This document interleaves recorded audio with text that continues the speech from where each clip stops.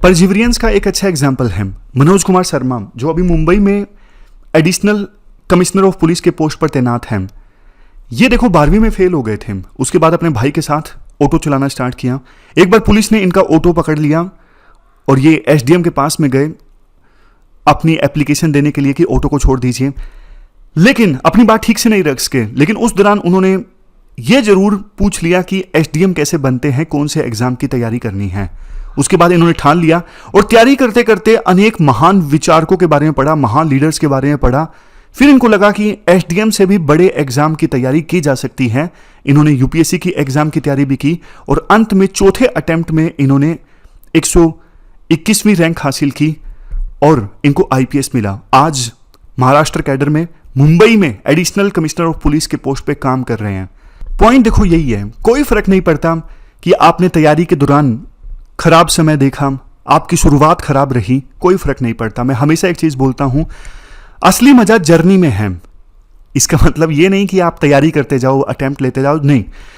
Journey का मतलब आप एफर्ट्स पूरी तन्मयता के साथ, पूरी डेडिकेशन के साथ लगाओ। और एक जर्नी, ये एग्जाम क्लियर करने के बाद दूसरी जर्नी आप स्टार्ट करोगे, अच्छा काम करोगे जनता के लिए, उस जर्नी में मजा आएगा। तो एफर्ट्स मजबूत होने चाहिए, रिजल्ट अपने आप आएगा। तो आज की डिस्कशन स्टार्ट करते हैं। 26 सितंबर है आज, 26 सितंबर 2023, और 3 आर्टिकल्स मेनली हम डिस्कस करेंगे अलग अलग न्यूज़पेपर से। सबसे पहले आर्टिकल डिस्कस करेंगे M.K. नारायणन का। इन्होंने चेंजिंग वर्ल्ड ऑर्डर के इशू पर आर्टिकल लिखा है। दूसरा आर्टिकल हम डिस्कस करेंगे बाल गंगाधर तिलक से संबंधित, कैसे उन्होंने गणेश चतुर्थी को एक पब्लिक फेस्टिवल बना दिया, कम्युनिटी फेस्टिवल बना दिया। अदरवाइज पहले ये सिर्फ एक दिन का फेस्टिवल हुआ करता था। फिर सबसे लास्ट में हम डिस्कस करेंगे जैसे नेशनल लेवल पे नीति आयोग है ना, स्टेट लेवल पे सीति आयोग की आवश्यकता है। तो चलिए डिस्कशन स्टार्ट करते हैं।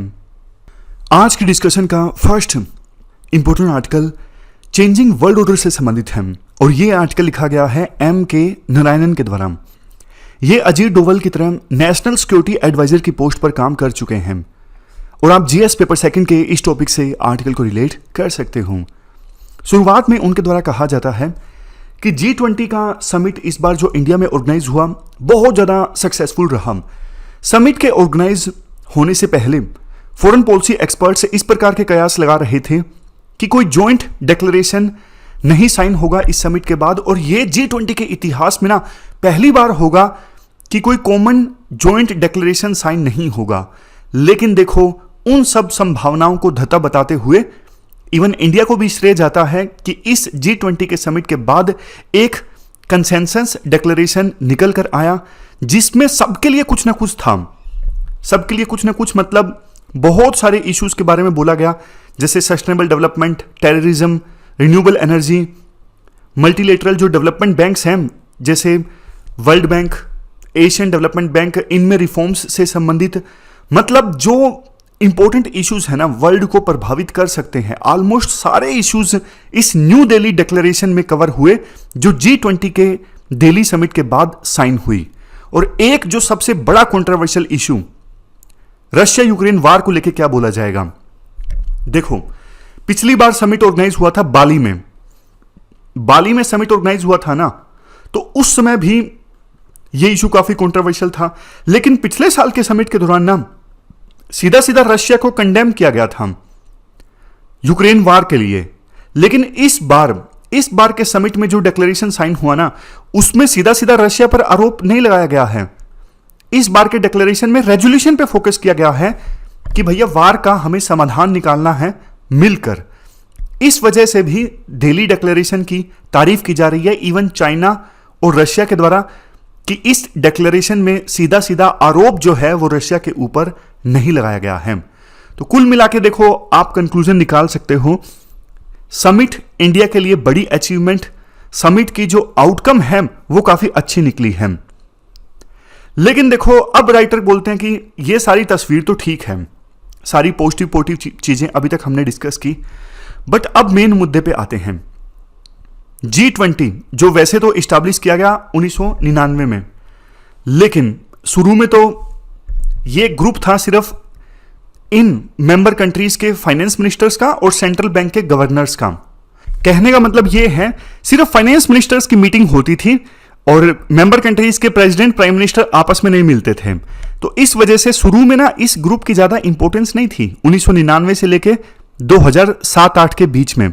लेकिन ना 2007-8 में एक बहुत बड़ा रिसेशन आता है, ग्लोबल इकोनॉमी में क्राइसिस आते हैं, तो विभिन्न देश परेशान थे इन क्राइसिस को कैसे टैकल किया जाए। उस समय मेंबर कंट्रीज के द्वारा यह डिसाइड किया गया कि यार ये ग्रुप तो काफी काम का है, क्यों ना इस ग्रुप की मीटिंग में विभिन्न देशों के जो प्रेसिडेंट प्राइम मिनिस्टर हैं वो आपस में मिले और वर्ल्ड की जो इकोनॉमिक प्रॉब्लम्स हैं उनको सोल्व करने का समाधान ढूंढे। मतलब कि 2007-8 के फाइनेंशियल क्राइसिस के बाद ये जो ग्रुप था वो अपग्रेड हो गया, यूं बोल सकते हो ग्रुप काफी सीरियस हो गया। पहले तो फाइनेंस मिनिस्टर्स ऐसे ही आपस में मिलते रहते थे, कोई ध्यान नहीं देता था, लेकिन जब मेंबर कंट्रीज के प्रेसिडेंट प्राइम मिनिस्टर आपस में मिलने लगे तो फिर इंपॉर्टेंस बहुत ज्यादा बढ़ गई। तो ये कहानी है इस G20 के ग्रुप की। लेकिन कंसर्न ये है, देखो ये G20 का जो ग्रुप है ना वो इस्टेब्लिश इसलिए किया गया था कि वर्ल्ड की इकोनॉमिक प्रॉब्लम्स का समाधान निकालना। लेकिन चाइना ये बोल रहा है आज के समय में कि भैया वेस्टर्न कंट्रीज ना इस G20 के ग्रुप का इस्तेमाल कर रही हैं अपनी जियोपॉलिटिकल प्रॉब्लम्स को सोल्व करने के लिए। जैसे एग्जांपल के तौर पे चाइना बोलता है आपने इंडिया, मिडिल ईस्ट और यूरोप इकोनॉमिक कॉरिडोर इस्टेब्लिश कर लिया। अब इस ग्रुप की सहायता से ना, इस कॉरिडोर की सहायता से ना आप चाइना के बेल्ट एंड रोड इनिशिएटिव को काउंटर करना चाहते हो। मतलब चाइना का यह बोलना है कि इकोनॉमिक कोऑपरेशन के लिए ग्रुप इस्टेब्लिश किया गया था, बट आप अपने जियोपॉलिटिकल और सिक्योरिटी पर्पजेस के लिए इस ग्रुप का इस्तेमाल कर रहे हो। चाइना का यह भी आरोप है कि G20 ग्रुप का इस्तेमाल किया जा रहा है वेस्टर्न कंट्रीज के द्वारा अपने व्यू पॉइंट्स को पूरे वर्ल्ड के ऊपर इंपोज करने के लिए। यानी ये जो ग्रुप है वो वेस्टर्न कंट्रीज अपने फायदे के लिए इस्तेमाल कर रही हैं, अपने पॉलिटिकल टूल के लिए इस्तेमाल कर रही हैं, ऐसा कहना है चाइना समेत चाइना के एलाई कंट्रीज का। अब देखो और भी कुछ देश हैं जिनका यह कहना है कि G20 के इंडिया के समिट ने ना कोई बहुत बड़ी मेजर प्रॉब्लम सोल्व नहीं की है। मतलब ऐसा होता कि चाहे टेररिज्म से संबंधित हो, एनर्जी से संबंधित हो, इस प्रकार के किसी भी सब्जेक्ट पे कुछ बहुत बड़ा एग्रीमेंट साइन होता, कोई प्रॉब्लम सोल्व होती, ऐसा कुछ नहीं हुआ है। आज भी वर्ल्ड में यूक्रेन रशिया वार चल रहा है, अनेकों क्राइसिस वर्ल्ड में है, लेकिन दिल्ली समिट के बाद कुछ चेंज नहीं हुआ है। हालांकि देखो एक समिट से पूरा वर्ल्ड बदल जाएगा ये तो उम्मीद की भी नहीं जा सकती है। लेकिन राइटर का इसके बाद ये कहना है आज देखो वर्ल्ड ना पहले के अपेक्षाकृत ज्यादा कैओस में है। वर्ल्ड में ऑर्डर के बजाय डिसऑर्डर ज्यादा है। चाइना आज एशिया में सबसे बड़ी पावर है और वर्ल्ड की सबसे बड़ी पावर चाइना बनना चाहता है, लेकिन यूएसए और दूसरे वेस्टर्न कंट्रीज किसी भी कीमत पे चाइना को रोकना चाहते हैं। आज के समय में वेस्टर्न कंट्रीज को ऐसा लग रहा है जैसे चाइना की जो इकोनॉमी है वो स्लो डाउन हो रही है, चाइना में डिफ्लेशन देखने को मिल रही है, चाइना में डेमोग्राफिक डिक्लाइन देखने को मिल रहा है। मतलब वहां पे जो एवरेज एज है काफी ज्यादा बढ़ गई है, तो मतलब चाइना का स्लो डाउन स्टार्ट हो गया है। बट राइटर के अनुसार वेस्टर्न कंट्रीज ये भूल रहे हैं चाइना की अपनी नॉन कैपेसिटी है प्रॉब्लम्स का समाधान ढूंढने में, तो इतना जल्दी आप चाइना को राइट ऑफ नहीं कर सकते हो। और बात करें इंडिया की, देखो इंडिया चाइना की बॉर्डर पे टेंशन्स हैं। बेशक वेस्ट ये चीज बर्दाश्त कर ले कि उन्होंने कई सारी स्ट्रेटजीज को फॉलो किया चाइना को कंटेन करने के लिए, लेकिन वो स्ट्रेटजीज फेल हो गई। लेकिन इंडिया ये चीज बर्दाश्त नहीं कर सकता क्योंकि इंडिया और चाइना का बॉर्डर लगता है बहुत लंबा और ऑलरेडी एक युद्ध इंडिया और चाइना के बीच में हो चुका है 1962 में। मतलब चाइना से देखो खतरा ज्यादा इंडिया को है।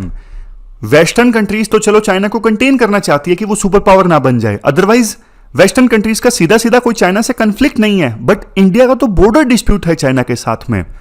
इस वजह से इंडिया ये चीज कॉम्प्रोमाइज नहीं कर सकता कि हाँ हमने चाइना को कंटेन करने के लिए, चाइना का मुकाबला करने के लिए कोई स्ट्रेटजी फॉलो की और वो फेल कर गई, क्योंकि स्ट्रेटजी फेल होने पर चाइना देखो इंडिया से बदला लेने की कोशिश करेगा। जैसे अब इंडिया क्वाड में शामिल हो गया है और क्वाड साफ तौर पे इंडिया एंटी चाइना ग्रुप के तौर पे इमर्ज होके आया है, तो ये चीजें जाहिर तौर पे चाइना को इरिटेट करती हैं और चाइना फिर अपने ढंग से इंडिया से इस चीज की कॉस्ट वसूलने की कोशिश करता है, जैसे बॉर्डर पे टेंशन्स को लाइव करके इसके बाद राइटर ये बोलते हैं, देखो वर्ल्ड जो है ना और ज्यादा डिवाइड होता जा रहा है दो ब्लॉक्स के बीच में। आप एग्जांपल देखिए, जहां यूएसए नाटो को एक्सपेंड कर रहा है, फिनलैंड नाटो का मेंबर बन गया, दूसरी तरफ चाइना रशिया वाला ग्रुप जो है वो भी अलग अलग देशों के साथ अपने रिश्ते मजबूत कर रहे हैं। जैसे नॉर्थ कोरिया ने हाल ही में रशिया में विजिट की, टर्की और रशिया की दोस्ती काफी ज्यादा इंक्रीज हो रही है।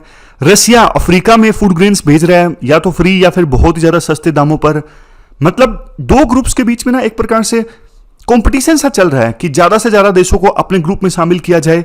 तो ये जो वर्ल्ड है ना बहुत ज्यादा डिवाइडेड होकर इमर्ज हो रहा है। तो नॉन अलाइनमेंट का ना यहां पे कोई स्कोप नहीं है। जैसे कोल्ड वॉर चल रहा था ना पहले, तो नॉन अलाइनमेंट में शामिल थे कुछ देश, जैसे इंडिया जैसे देश। हालांकि कहने को शामिल थे, बट इंडिया के रिश्ते उस समय यूएसएसआर से ज्यादा अच्छे थे एज कंपेरिजन टू यूएसए। देखो आज के समय में ना सिचुएशन ऐसी है कि न्यूट्रल जैसा वर्ड धीरे धीरे खत्म हो रहा है। या तो आप यूएसए वाले ग्रुप में हो या फिर आप रशिया चाइना वाले ग्रुप में हो।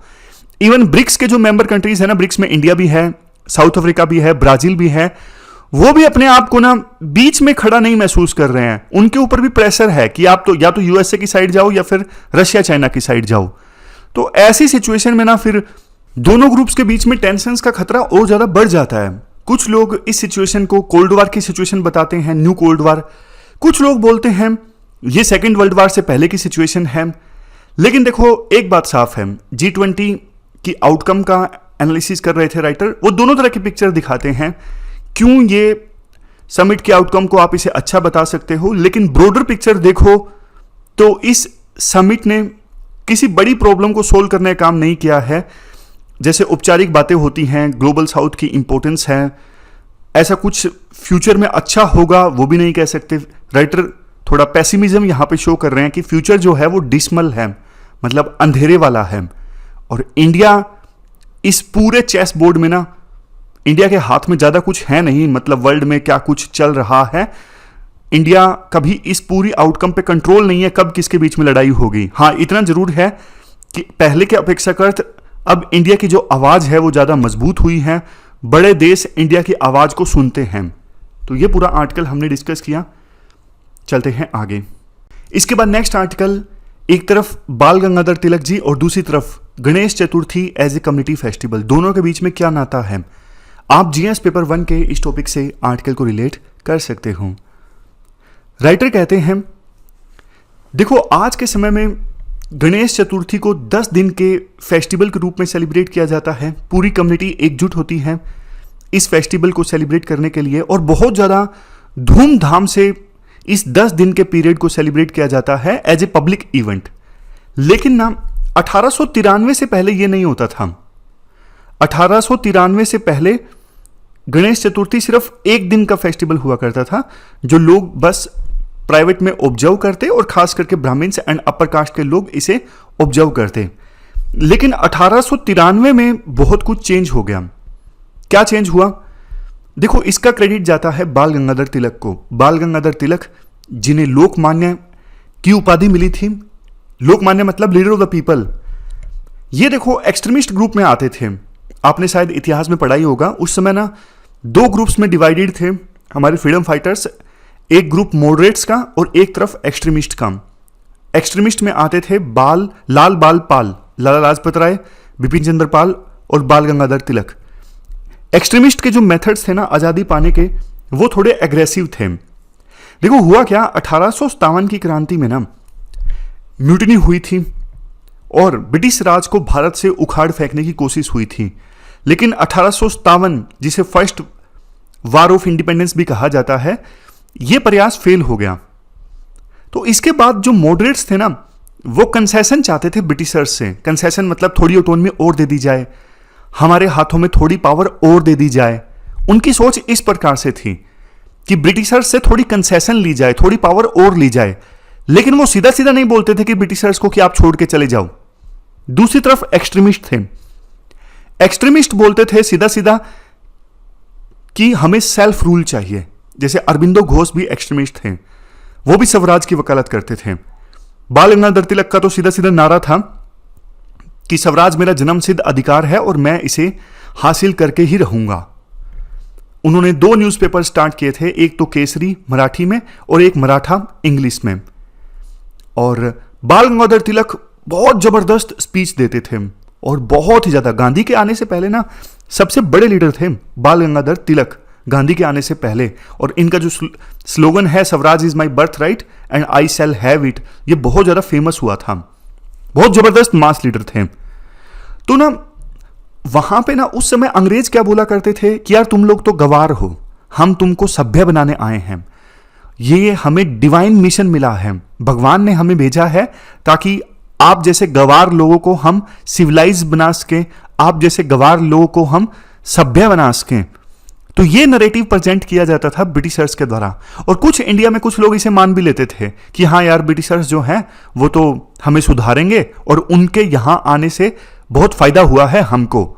लेकिन हमारे जो महान लीडर्स थे ना उस समय, जैसे बाल गंगाधर तिलक, उन्होंने ना ये बताना स्टार्ट किया कि भैया आपसे हमें सीखने की जरूरत नहीं है, हमारी सिविलाइजेशन बहुत ज्यादा महान रही है।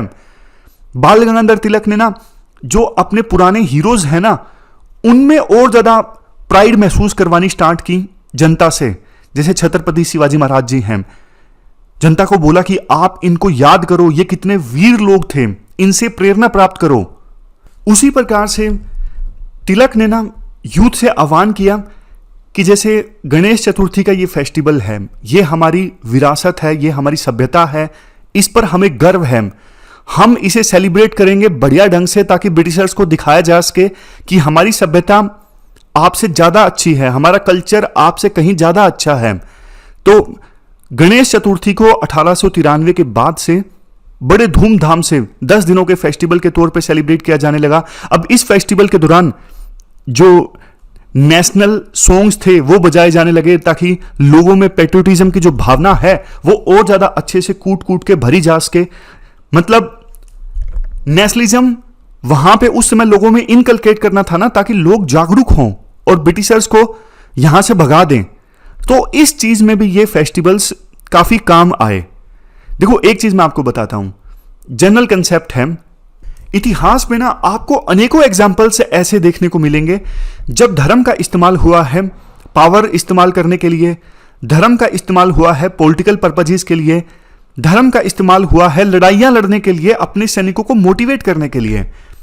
आप रिसेंट एग्जाम्पल देखिए अफगानिस्तान का।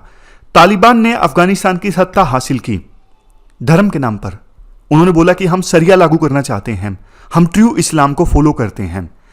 इवन पहले के समय में मेडिवल इंडिया में बहुत सारे इन्वेडर्स जो भारत में आए वो अपने सैनिकों को मोटिवेट किया करते थे कि देखो आप जिहाद के लिए लड़ रहे हो, समझ गए। उसी प्रकार से इंडिया में भी कुछ लीडर्स जैसे अरबिंदो घोष थे, उन्होंने भी क्या किया, उन्होंने ये बोला भारत के यूथ को, भारत एक गोडेस है, माता है, भारत माता, और अभी जो चेंज में है, तो भारत के जो यूथ हैं वो जिस प्रकार से धर्म के प्रति डेडिकेटेड है ना, रिलीजन के प्रति डेडिकेटेड हैं, उन्हें अपने आप को नेशन के प्रति डेडिकेटेड करना चाहिए उसी प्रकार से। और आप कैसे ये बर्दाश्त कर सकते हो कि भारत माता चेंज में है, तो आपका ये फर्ज है कि आप तब तक मत रुको जब तक कि आप भारत माता को चेंज से आजाद मत करवा दो। तो समझ गए, ये एग्जाम्पल है, इससे ना लोगों को ज्यादा अच्छे ढंग से मोटिवेट किया जा सकता है। समझ गए, आप एग्जाम्पल पे ध्यान मत दीजिएगा, लेकिन एक जनरल कंसेप्ट है जो मैंने आपको बताया। फिर से आते हैं तिलक पर।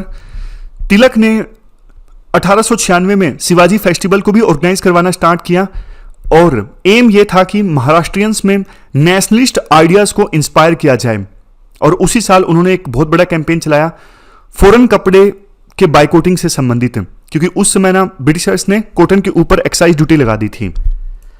इसके बाद आर्टिकल में देखो ये कहा जाता है कि तिलक ने जो ये किया ना, जोर शोर से गणेश चतुर्थी को एज ए कम्युनिटी फेस्टिवल के तौर पे सेलिब्रेट किया, इससे ना थोड़ा सा कम्युनलिज्म बढ़ गया। मतलब कुछ एक्सपर्ट्स बोलते हैं इससे कम्युनलिज्म बढ़ गया और आरोप ये लगने लगे कि कांग्रेस के जो लीडर्स हैं वो हिंदुइज्म को ज्यादा सपोर्ट करते हैं। जैसे देखो एग्जाम्पल के तौर पर 1893 में 11 अगस्त को बॉम्बे में हिंदू और मुस्लिम्स के बीच में वायलेंस देखने को मिला। लेकिन इसके जवाब में ना तिलक ये कहते हैं कि देखो ब्रिटिशर्स जो है ना वो मुस्लिम्स का साथ देते हैं और मुस्लिम्स का जो एग्रेशन है उसको काउंटर करने के लिए हिंदुओं ने सेल्फ डिफेंस किया है।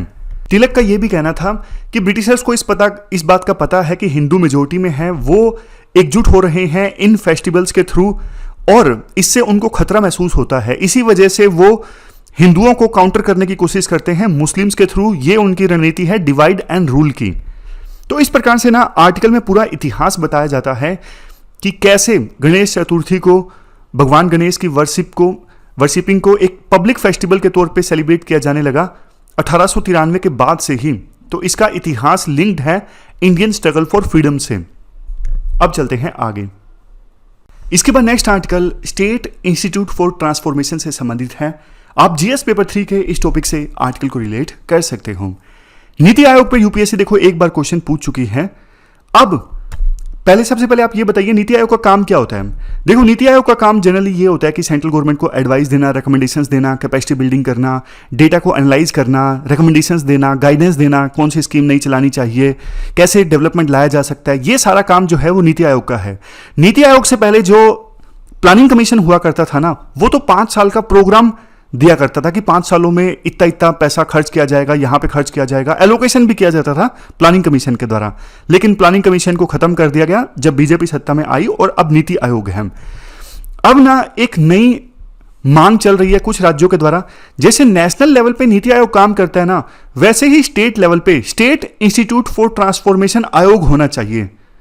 समझ गए? सीटी आयोग सीटी आयोग तो नहीं, नाम एसआईटी आयोग है, लेकिन ऐसा आयोग होना चाहिए जो स्टेट लेवल पे स्टेट गवर्नमेंट की मदद कर सके, स्टेट का डेटा एनालाइज करने में, स्टेट की जीडीपी कैसे एक्सपेंड की जाए इस लेवल पे। मतलब वो सारे काम जो नीति आयोग नेशनल लेवल पे करता है ना, स्टेट लेवल पे जो ये आयोग हो वो भी स्टेट गवर्नमेंट की हेल्प करें।